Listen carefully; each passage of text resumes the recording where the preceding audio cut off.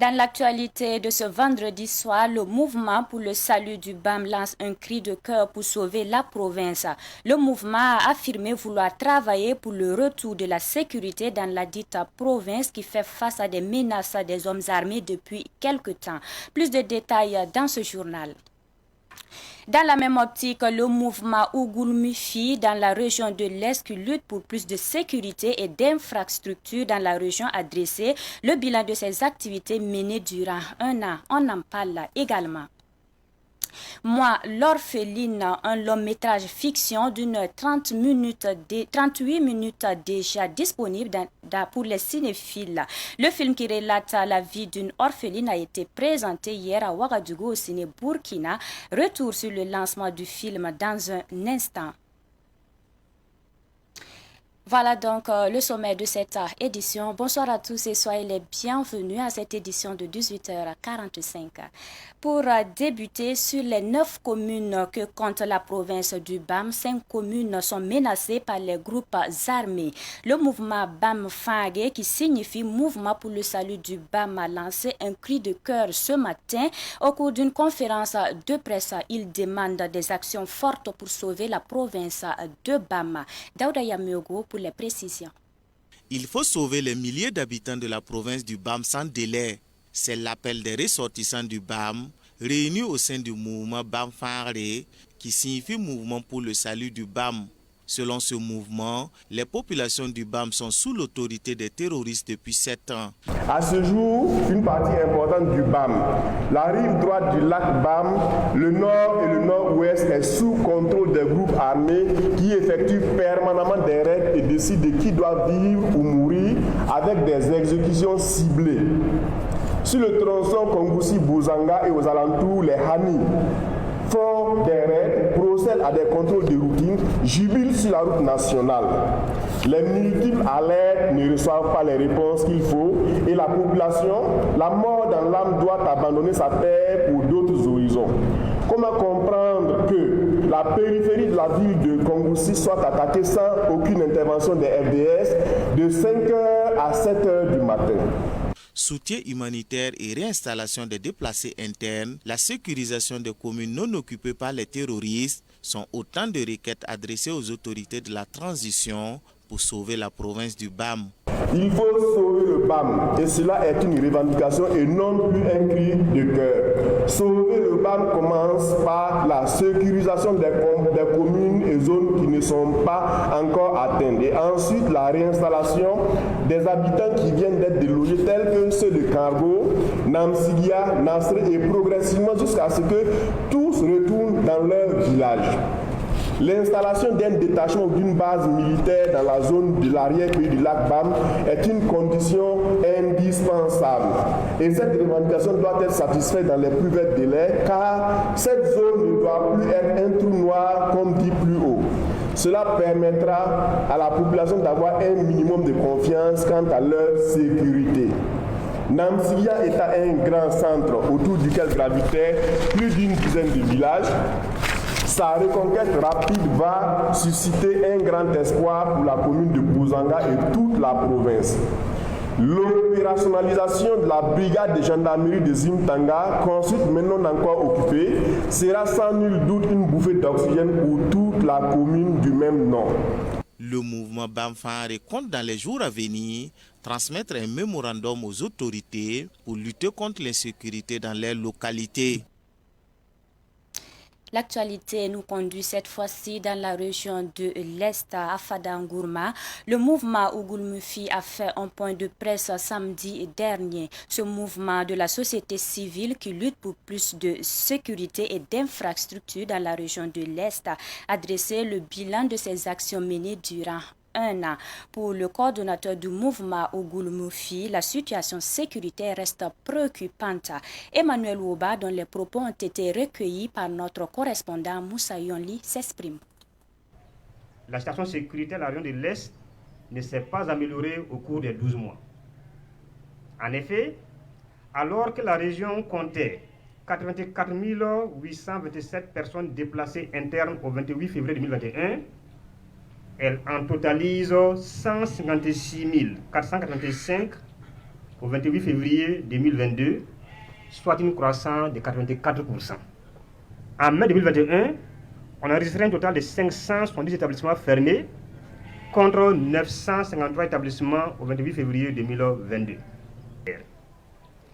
Après la commune de Madjouari, longtemps restée sous blocus, à présent, et ce depuis des mois, c'est Pama, le chef de la province de la Kompienga, qui vit désormais un blocus sévère, sans issue, ni accès, sans réseau de télécommunications, ni électricité.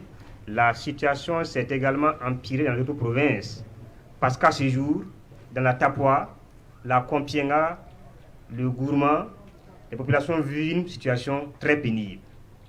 La province de la Nyanya, relativement sécurisée il y a encore un an, est en train de s'effondrer également. Les travaux d'entretien d'urgence sur la RN18, notamment en son tronçon Fadang-Gourma-Pama, n'ont toujours pas pu se faire, compte tenu de la situation sécuritaire délétère. Et toujours pour les mêmes raisons sécuritaires, et sur la même RN, mais cette fois-ci en son tronçon Fadang-Gourma-Bogandé, le chantier qui avait finalement atteint le stade de bitumage est présentement à l'arrêt. Et quant à la RN4, c'est le statu quo sur l'ensemble des 3 lots. Seul le lot 1, qui va de Gounguin à Fadang-Gourma, a été résilié et est en instance de réattribution. Au niveau du CHR actuel, on note une avancée sensible à travers les points suivants. L'affectation des médecins spécialistes en nombre remarquable. Le règlement du problème du groupe électrogène par le Conseil régional de l'Est. L'amélioration de la situation du laboratoire, tant du point de vue de l'équipement que du personnel spécialisé. La reprise des travaux d'extension abandonnés. L'installation prochaine du scanner et de l'unité d'endoscopie au sein du CHR de Fadang-Gourma. Toutefois, des efforts restent encore à fournir. Seule la voie Fadak-Gaïri a connu des travaux d'entretien courants. Que pensent les jeunes Ouagalais de l'opération de salubrité dénommée Opération Manamana annoncée par le ministre en charge de la jeunesse? Les jeunes vont-ils se joindre à cette opération de salubrité? Des réponses dans cet élément que nous propose Fatih Sankara. Ça pourrait nous protéger contre les maladies, genre le paludisme. Voilà, comme il y a trop de moustiques dans la ville. Donc, le paludisme là est vraiment trop. Les enfants en souffrent trop, même les grandes personnes en souffrent trop. Donc, vraiment, ça va vraiment beaucoup nous arranger. Donc, je pense que c'est une bonne initiative. Je serai présente. C'est une bonne initiative en tout cas. Ouais, c'est très bien fait, c'est très bien dit. Bon, sinon, nous-mêmes, on a l'habitude de faire ça devant nos concessions en question. Mais la question de faire toute la ville en question, c'est très, très bon. Ouais. Mais il faut qu'ils sortent et puis dire aux chefs du quartier, ils n'ont qu'à essayer de mobiliser les jeunes massivement pour cela. Voilà. Et puis il faut les soutenir en question. Il ne faut pas parler seulement et puis en disant qu'on a qu'à que l'initiative est bonne, c'est vrai. Mais s'il n'y a pas d'accompagnement pour les jeunes pour qu'ils puissent faire cela, c'est très difficile. C'est ça aussi le problème. C'est une bonne idée car ça permet d'assainir la population, de mieux voir ce que ça fait. Je trouve que c'est une bonne idée parce que pendant la saison pluvieuse, il faudrait que les caniveaux soient bien propres. Parce que quand il veut pleuvoir, le vent la ramasse les sachets et puis ça vient entasser au niveau des caniveaux. Donc l'eau ne passe plus. Donc du coup, ça rend un peu malpropre la ville, quoi. Donc moi je trouve que c'est une bonne idée, voilà, de la part du ministère, de nettoyer les caniveaux, ramasser les sachets et les déchets. En tout cas, je trouve que c'est une bonne idée. Pour que la ville soit propre, ce n'est pas les autres qui vont participer à la propriété de la ville, il faut que ce soit nous-mêmes. Donc je ne peux pas dire que c'est une bonne idée sans sortir. Donc je serai présent pour pouvoir rendre la ville bien propre. Autre sujet pour poursuivre, le Centre de contrôle des véhicules automobiles CCVA a offert un équipement d'interconnexion d'une valeur de 8 millions de francs CFA à la Direction générale des transports terrestres et maritimes, en abrégé DGTTM. Ce geste de départ d'un partenariat entre les deux structures dans la lutte contre la fraude et la contrefaçon dans le domaine des transports. La cérémonie officielle de remise du kit a eu lieu ce matin à la DGTTM. Micheline Zongo. Le Centre de contrôle des véhicules automobiles CCVA et la Direction générale des transports terrestres et maritimes DGTTM travaillent désormais en interconnexion. Avec ce kit informatique que le CCVA offre à la DGTTM pourra dorénavant vérifier numériquement l'authenticité des documents censés être délivrés par le CCVA, tels que le certificat de visite technique. C'est une antenne qui permet à la DGTTM d'être connectée avec le CCVA. C'est un câblage au réseau. C'est des équipements, ça veut dire des ordinateurs qui sont placés dans les bureaux concernés. Et nous espérons que la DGTTM en fera une étape indispensable dans le processus de traitement des dossiers. Le CCVA est chargé de délivrer des documents en amont qui permettent à la DGTTM d'accomplir les formalités d'immatriculation des véhicules. Dans ce cadre, les documents que nous délivrons, notamment le certificat de conformité, et le certificat de première visite et bien d'autres documents, sont aujourd'hui en proie à des falsifications, à des contrefaçons. C'est dans ce sens que nous avons jugé utile de permettre à la DGTTM, à partir de ses postes de travail, d'authentifier l'ensemble des documents délivrés par le CCVA.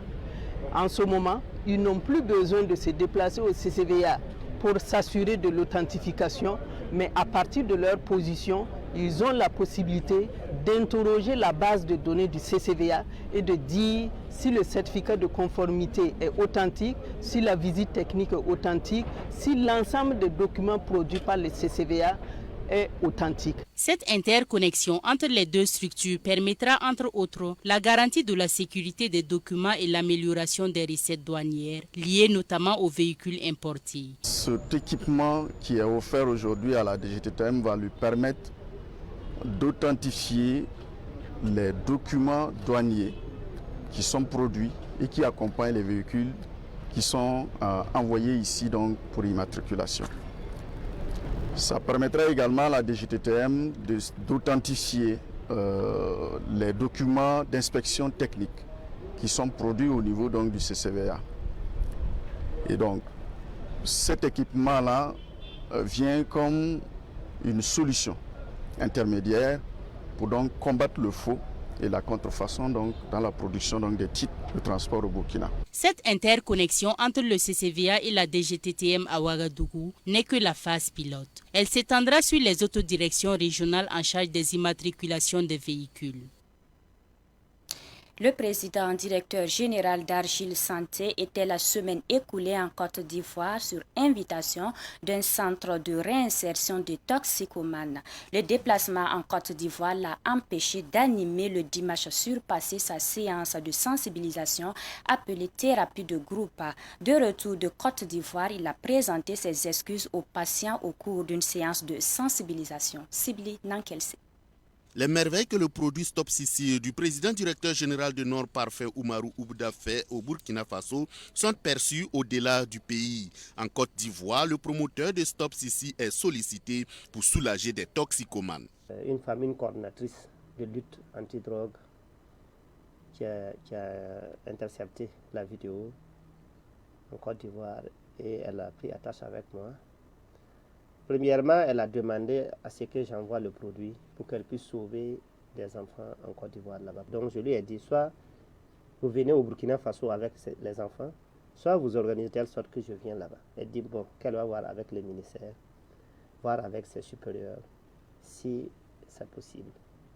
Ça n'a pas traîné, elle a ouvert les portes et elle a dit, Monsieur Oubda, vous pouvez venir, la Côte d'Ivoire vous attend. Oumarou Oubda s'est réjoui de l'accueil qui lui a été réservé à Abidjan. L'accueil a été vraiment de taille. J'ai été bien respecté. J'ai eu à faire des preuves. Donc je suis trop fier de voir que d'autres pays ont pu intercepter mon exploit et ils préfèrent que je vienne chez eux pour vraiment sauver. Même si ce voyage hors du Burkina lui a été bénéfique, le président directeur général de Nord Parfum, de retour, n'a pas manqué de présenter ses excuses à tous ceux qui ne l'ont pas trouvé au lieu indiqué le dimanche 17 avril. Pour lui, ce n'était que partie remise. Mais le fait que je n'ai pas été le dimanche passé, ça a dérangé beaucoup parce qu'il y a des gens qui ont fait des grands déplacements. Je croyais qu'ils allaient venir avoir, mais bon. Tout compte fait, ces derniers sont encore là, qu'ils seront satisfaits. Voilà, donc ils seront servis. L'engouement était de taille ce dimanche 24 avril au siège de Nord Parfum. Ils étaient nombreux, les toxicomanes et leurs parents, venus de Dori, de Pau, de Zorgo et d'autres villes de l'intérieur du Burkina Faso pour se procurer le produit Stop Sissi. Moi, je suis quitté à Pau. C'est grâce à un frère qu'on a entendu parler de Nord Parfum. Donc on est venu le dimanche, trouver que M. Ouda n'était pas là. Et franchement, le fait de nous dire qu'il n'était pas là, on n'était pas du tout contents. Donc aujourd'hui, on a fait l'effort pour venir vraiment croiser M. Ouda. J'ai quitté Dori pour ici et quand je suis arrivé, on m'a dit que c'est rien que les dimanches, que même malheureusement le dimanche qui suivait, il serait absent. Voilà, donc j'étais abattu, découragé, mais bon, je suis resté positif parce que je me suis dit, s'il a un cahier de charge vraiment, un calendrier plutôt énorme, c'est que ce qu'il prône est vraiment vrai. Donc c'est ce qui m'a donné encore cette force d'effectuer encore ce déplacement aujourd'hui. Mais le président directeur général de Nord Parfum promet de se rendre en Côte d'Ivoire après Ramadan pour soulager des toxicomanes ivoiriens. Avec le produit Stop Sissi, le jeune entrepreneur burkinabé a en moins d'un an soulagé plusieurs personnes de plusieurs nationalités qui étaient dépendants des stupéfiants.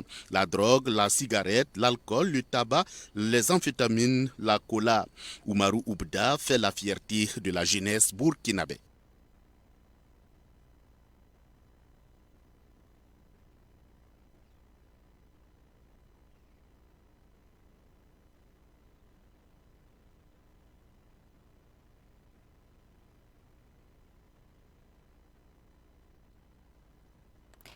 Un mot de culture dans cette édition. Moi, l'orpheline, c'est un long métrage du jeune réalisateur burkinabé Abdourahim Tapsoba. C'est un film fiction qui relate la vie d'une orpheline. La projection inaugurale a eu lieu hier au ciné Burkina à Ouagadougou. Le reportage de Pakisba Mariam Ouedraogo, Madina Ouedraogo avec la voix de Bouba Ouedraogo.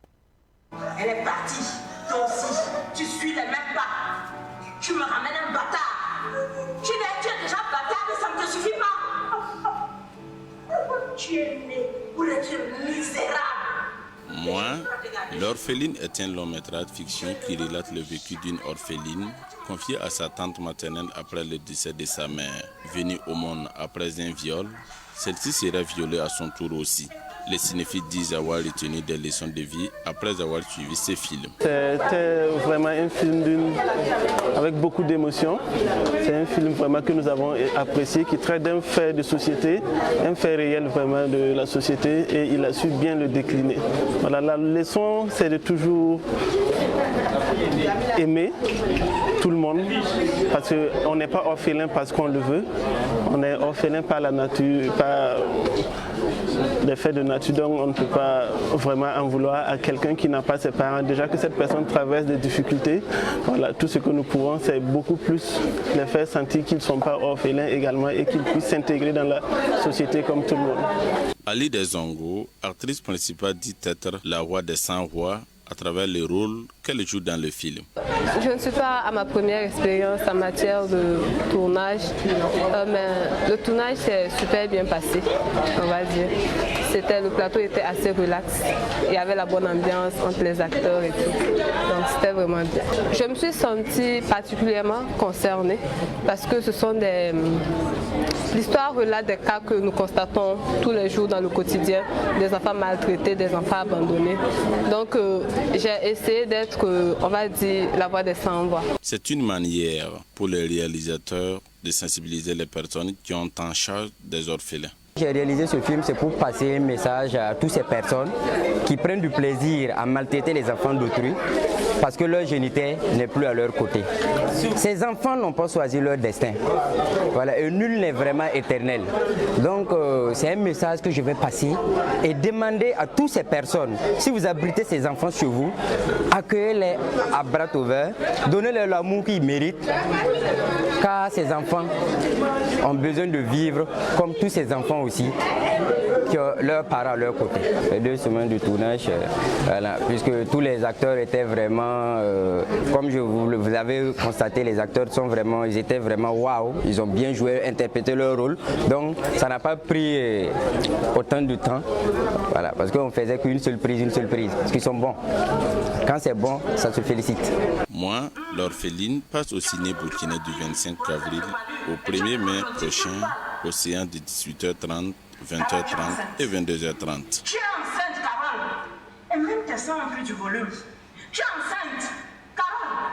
Au lieu d'aller vendre mes arachides, tu pars te vendre.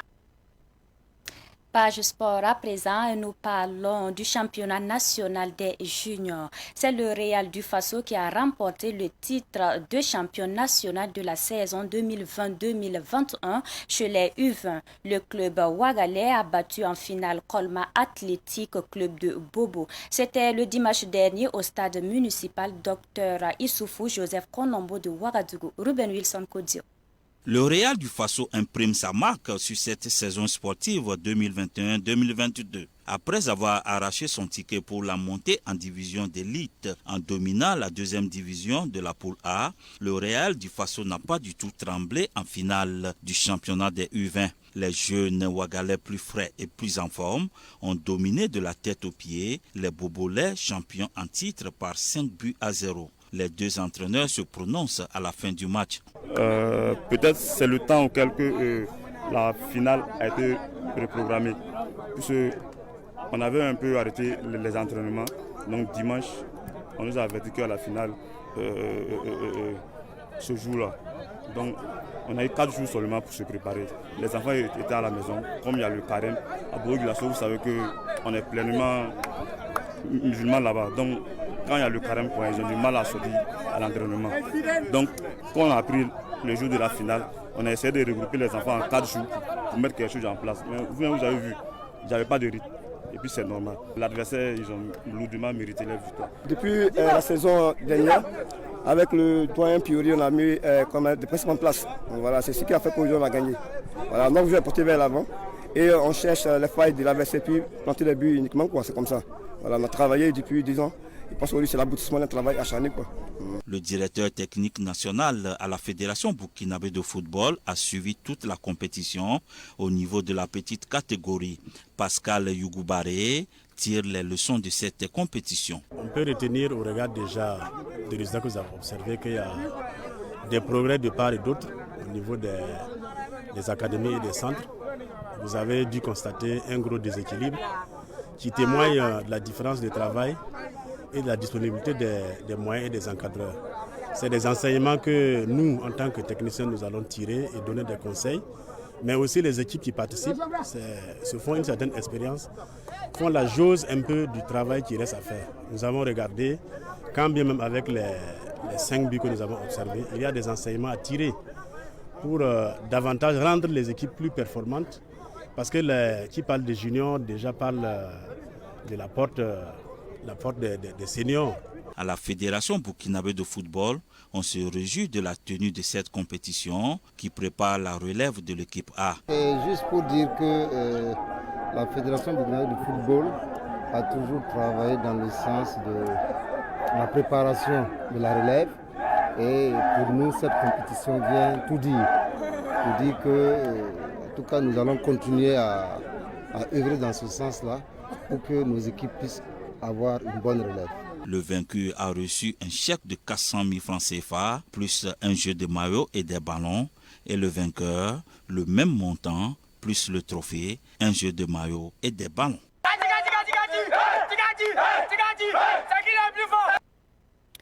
Nous apprenons qu'Aristide Bansé, frère cadet du président de la fédération Lazare Bansé et team manager des étalons, est assigné en justice. Aristide Bansé est accusé de diffamation par Sita Sangaré, ancien président de la fédération burkinabé de football. Dans un direct sur sa page Facebook le 2 avril dernier, Aristide Bansé relevait que les anciens dirigeants de la fédération burkinabé de football faisaient des retenu sur des salaires des entraîneurs. Il lui est donc demandé d'apporter des preuves de ses affirmations. L'audience est prévue le 10 mai prochain au tribunal de grande instance Ouaga 2. Coup d'envoi samedi dernier de la 4e édition de la Coupe de la jeunesse de Fada Ngourma, une édition placée sur le signe de la cohésion et de la résilience des jeunes. 16 équipes y prennent part. Retour sur ce coup d'envoi avec Moussa Yonli.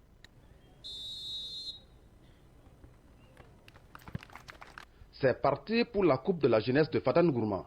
Selon le promoteur, l'organisation de la compétition vise à rassembler la jeunesse compte tenu de la situation que vit l'Est du Burkina Faso. Comme le thème l'indique, c'est sous le signe de la cohésion sociale et sous le signe du vivre ensemble entre les fils et filles de la région.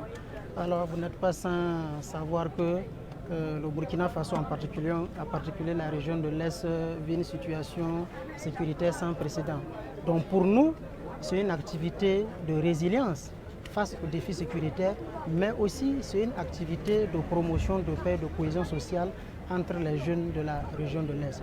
Et comme c'est sur le terrain de football, pour nous aussi c'est une façon de promouvoir le sport parce qu'au niveau de la région de l'Est, notre équipe régionale est en 3e division. Donc, ce qui fait que cette année, la particularité, nous sommes passés de Maracana à un tournoi grand poteau pour vraiment promouvoir des jeunes talents et espérer que la région de l'Est quand même puisse avoir une équipe en 1e division. Remerciant les bonnes volontés pour leur accompagnement, le promoteur invite les compétiteurs au fair play. Nous invitons l'ensemble de ces équipes qui ont accepté de s'inscrire parce qu'il y a des équipes de village, il y a des personnes déplacées internes, de mettre en avant le fair play et la cohésion sociale. Il n'y a pas de gagnant, il n'y a pas de perdant. Pour nous, ce qui est important, c'est la cohésion sociale qui va gagner. La région de l'Est va gagner à travers le vivre ensemble. Nous allons gagner dans la paix. Pour cette 4e édition, 16 équipes de la commune de Fada Ngourma vont s'affronter. Parmi elles, une équipe constituée de jeunes déplacés. Et cette triste actualité, avant de nous quitter, l'ancien directeur général de l'Office national de l'eau et de l'assainissement ONEA, Gandaogo Frédéric François Kabouré, est décédé hier à Ouagadougou des suites de maladies. De formation ingénieur spécialisé en qualité, hygiène, sécurité et environnement. Il avait été nommé directeur général de l'ONEA le 28 mars 2018 et a pris sa retraite en janvier 2022. Paix à son âme.